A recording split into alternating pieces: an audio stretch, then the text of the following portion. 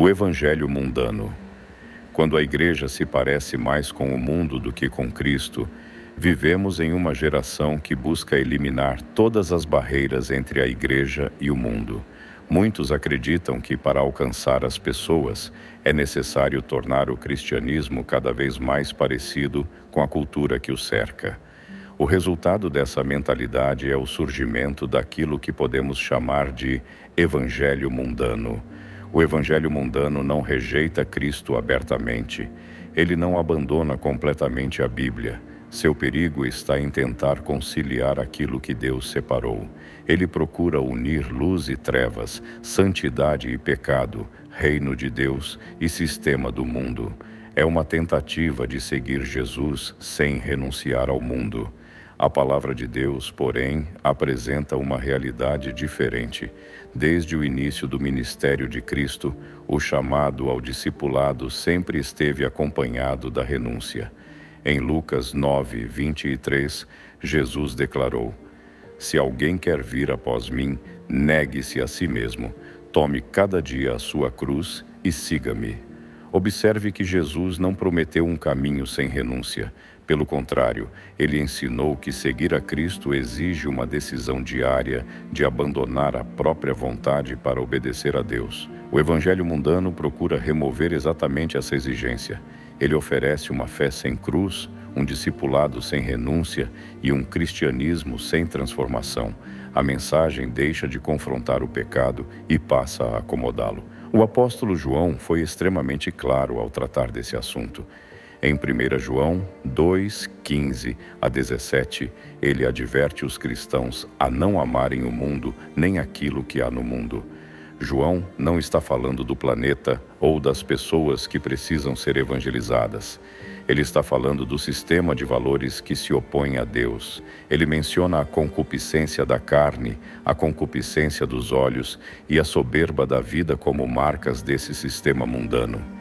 Essas três áreas continuam extremamente presentes em nossos dias. A concupiscência da carne estimula a satisfação desenfreada dos desejos. A concupiscência dos olhos promove a cobiça e o materialismo. A soberba da vida exalta o orgulho, a vaidade e a independência de Deus. O evangelho mundano procura acomodar essas práticas dentro da vida cristã, enquanto o verdadeiro evangelho chama o crente a vencê-las pelo poder do Espírito Santo. Tiago também aborda essa questão de maneira contundente. Em Tiago 4, ele afirma que a amizade do mundo é inimizade contra Deus.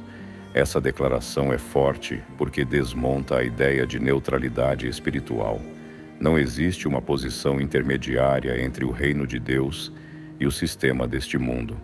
Quem escolhe viver segundo os valores do mundo, inevitavelmente se afasta dos valores do reino. Uma das marcas do evangelho mundano é a tentativa de eliminar qualquer diferença entre o cristão e aqueles que não conhecem a Cristo. Entretanto, Jesus declarou em João 17 que seus discípulos estão no mundo, mas não pertencem ao mundo. O cristão vive na sociedade, trabalha, estuda, constitui família e participa da vida comum. Contudo, seus valores, sua fé e sua maneira de viver são governados pela palavra de Deus. O problema do evangelho mundano é que ele procura tornar a santidade opcional. Porém, as Escrituras ensinam exatamente o contrário.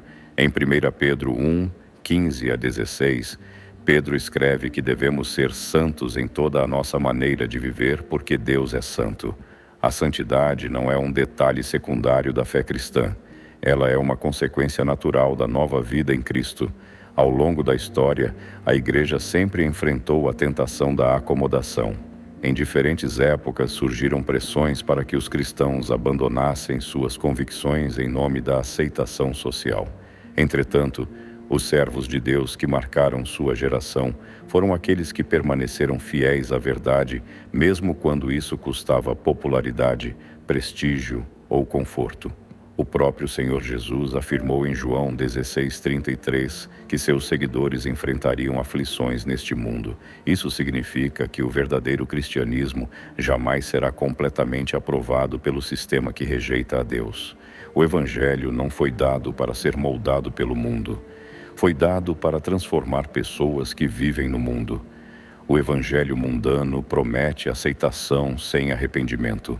O evangelho de Cristo oferece transformação através do arrependimento. O evangelho mundano procura agradar os homens. O evangelho de Cristo busca glorificar a Deus. O evangelho mundano reduz a exigência da cruz. O evangelho de Cristo continua declarando que o discípulo deve negar a si mesmo e seguir o mestre. Isso não significa isolamento. O cristão não foi chamado para fugir da sociedade. Foi chamado para ser sal da terra e luz do mundo. O sal influencia aquilo que toca. A luz ilumina o ambiente onde está. A missão da igreja não é copiar o mundo, mas influenciá-lo com a verdade do evangelho. A esperança desta geração não está em uma igreja cada vez mais parecida com o mundo. A esperança desta geração está em uma igreja cheia do Espírito Santo, comprometida com a palavra de Deus e apaixonada por Jesus Cristo. O verdadeiro evangelho continua chamando homens e mulheres para fora das trevas e conduzindo-os para a maravilhosa luz de Cristo. E aqueles que foram alcançados por essa graça aprendem que vale a pena renunciar ao mundo para ganhar aquilo que é eterno. Romanos 1,16 continua sendo a verdade que sustenta a igreja em todas as gerações. O Evangelho é o poder de Deus para a salvação de todo aquele que crê. Autor, Pastor Marcos Fernandes. Se gostou deste artigo, compartilhe. O Evangelho de Cristo continua sendo o poder de Deus para a salvação de todo aquele que crê. Inscreva-se em meu canal. Para mais informações, entre em contato. Obrigado pelo apoio!